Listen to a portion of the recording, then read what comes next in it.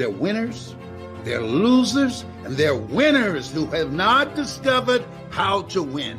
They're winners who said to themselves, I've been losing, but I know this is not me. There's got to be more.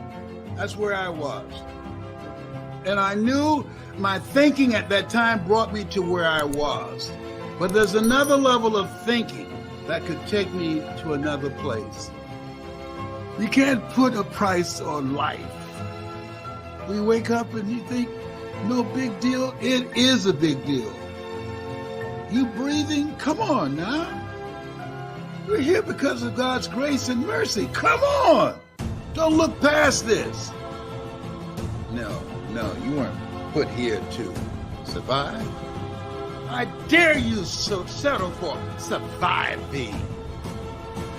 I took up golf recently, and I do really well. I go out on this one day, and I out-power by my instructor.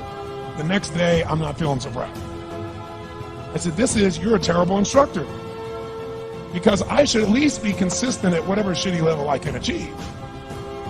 And you're just telling me that it's difficult. Telling me it's difficult is not helping. Tell me what to do.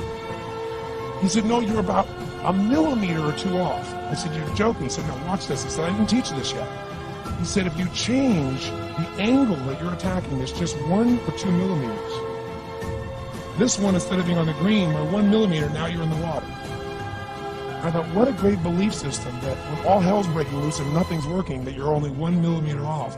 Because most people think it's impossible, so they give up. Isn't that true? So a very powerful belief to leave today with would be, nothing's working, I'm 1 millimeter away. What little thing do I change? And when I do, it changes everything. Because I'm heading this direction, I make this little shift. You take that out an hour from now, a month from now, you have a totally different destination from that direction. Here's what I've created for my life and anyone I know succeeded. I'm a 17-year-old kid with no real education other than self-education. Parents that did their best with no money, but I did one thing. I loved people, and I had an enormous demand I made upon myself, and I sculpted my mind and my emotions to get me to do whatever it would take to achieve. Can you train yourself to believe something, yes or no? Well, let me tell you something. How many of you have things when you want to go achieve them and this part of your voice goes, oh, it's not going to happen, or forget it? What you want to do is train a new one. Affirmation, you go, I'm happy, I'm happy, I'm happy, I'm happy. What's the problem? You haven't changed your what?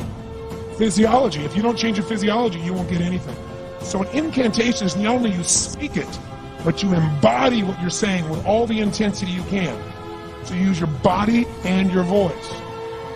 I was working for Jim Rome, this speaker, and I was trying to call on Bear Stearns type of people and convince them why they should go to this man's seminar and be more successful. The only way I did it was park far from the building and then go in, and I love people, and I believe when I put myself in state, and I was able to influence people that were far more successful than I was at the time. So I do an incantation using my whole body. I'd say, I now command my subconscious mind to direct me in helping as many people as possible life today to better their lives by giving me the strength, the emotion, whatever it takes to show these people and get these people to change their lives now.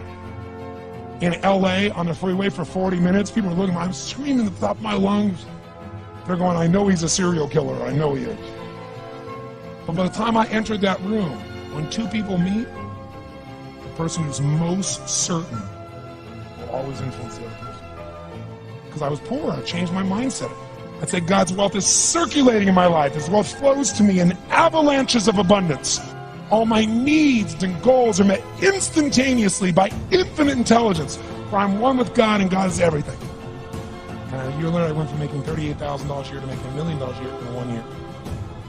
But successful people do what failures won't. You follow me on this? Your will is one of the most powerful things you have. When you make up your mind to do something, God will breathe on your efforts and give you strength that goes beyond your natural ability. But it kicks in when God sees you doing all you can do. Trying again after a disappointment. That's when you'll see God make things happen that you couldn't make happen. I don't have the discipline. I don't have the talent. God is saying you can do it, but you're going to have to dig down deep and put forth the effort.